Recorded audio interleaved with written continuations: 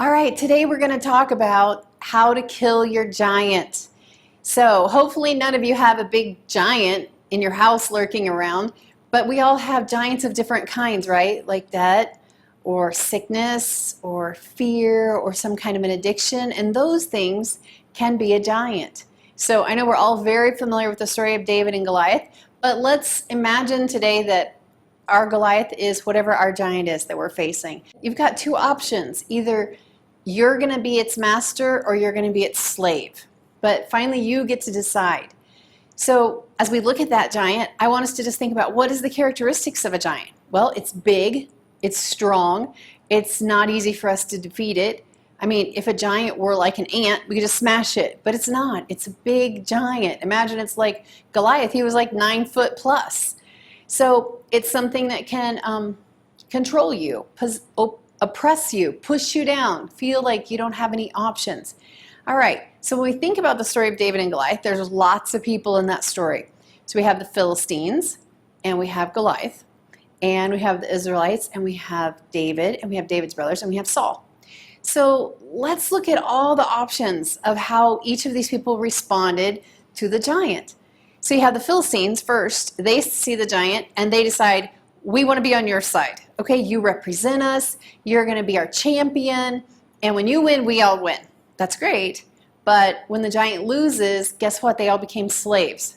So that was not a great option for them. Of course, it looked like a no-fail option, and they joined sides with the giant, and sometimes I think we accidentally do that just because we think the only way out is to join sides with the giant.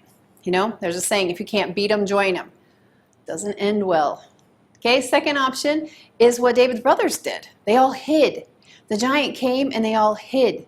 So hiding also didn't make the giant go away. The giant was still there, and the giant didn't stop threatening them. The giant didn't cease to control their lives. Third option, let's look at what Saul did.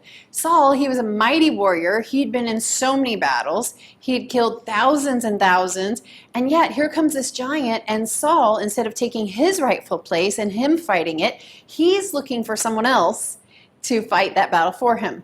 So sometimes I think that also happens. We have a weapon ourselves. We've been in a battle ourselves. We know how to fight the enemy ourselves, but we look for someone else to fight that battle for us. All right. What happened when Saul did that? He passed off his opportunity for the blessing to come on him. Saul had the same covenant as David. He was a child of the living God, and the same promise of protection applied to him. So Proverbs 3, 5, and 6, very known, well-known verse. Trust in the Lord with all your heart and lean not into your own understanding.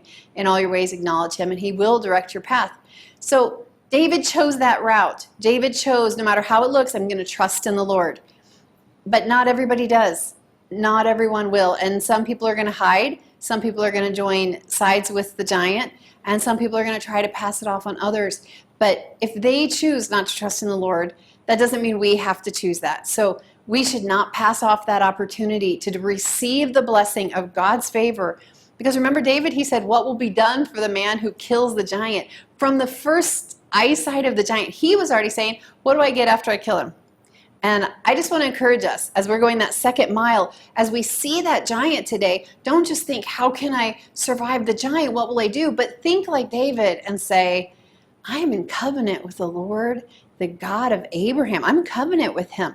Well, what will be done for me after I kill this giant? Because you know what? God promises us everything we need for every battle we face.